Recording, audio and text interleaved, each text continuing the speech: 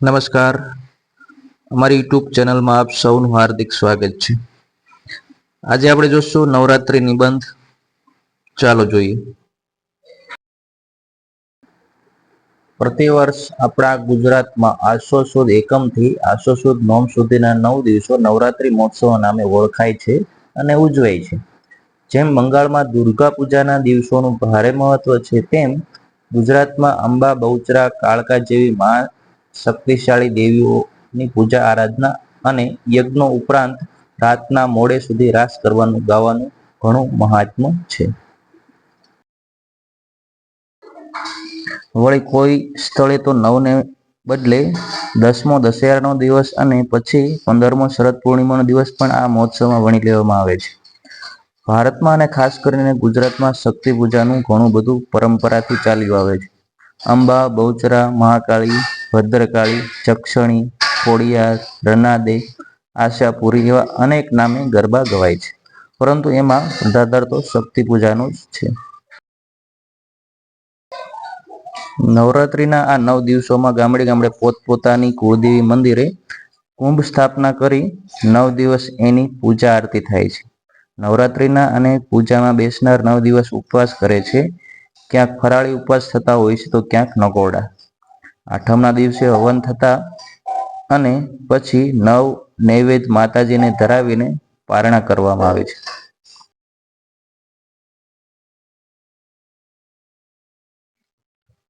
નવરાત્રી મહોત્સવનું આગવું મહત્વ રાતે જોવા મળે છે.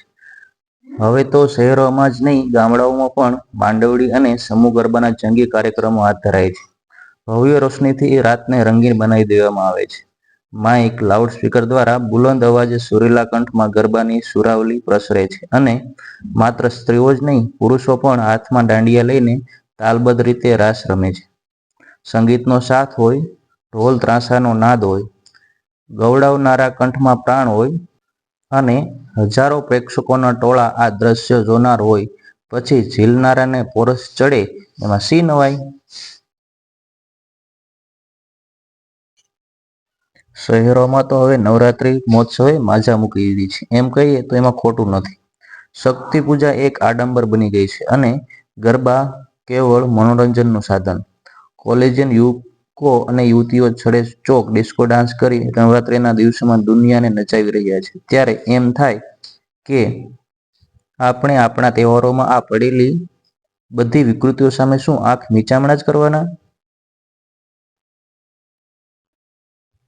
શહેરમાં નવરાત્રી મહોત્સવના બહાને ભેટકુંભનો અને ડ્રોનું એક મોટું કૌભાંડ શરૂ થાય છે, તો બીજી બાજુ ગબ્બર કે પાવાગઢની પ્રતિકૃતિ રૂપે બનાવટી ડુંગરોની રચના કરી અને વીજળીની રોશનીથી કલાત્મક આકર્ષકતા બક્ષી એનું કોઈ મિનિસ્ટરના હાથે ઉદ્ઘાટન કરાવી 9 દિવસ સુધી જાહેર જનતાની પ્રવેશ ટિકિટ ખર્ચીને એ જોવા આવવા લલચાવવામાં આવે છે અને આ રીતે હજારો રૂપિયાની આવક ઊભી કરી લેવામાં આવે છે.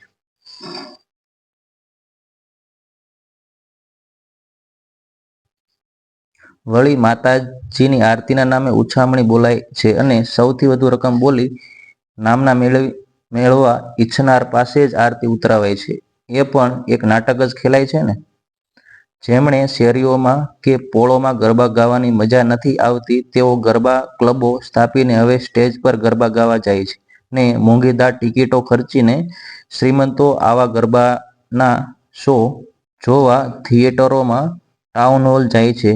વાહ રે ભાઈ ભક્તો, ધન્ય છે તમારી માતૃભૂમિને અને સિનેમાના ઢાળમાં માતાજીના ગરબા રચી દેવાની શીઘ્ર સર્જન શક્તિને. પેલો આ માથે કાણાવાળો માટીનો ગરબો કે જેમાં સળગતો દીવો જ સતની જ્યોત જેવો ઝગમગ રહેતી હતી, તે ક્યાં ગયો? એ જોવા માટે કોઈ ગુજરાતી ફિલ્મ જોવા ઘૂસી જવું પડે એવી હાલત છે. કેમ, ખરું ને?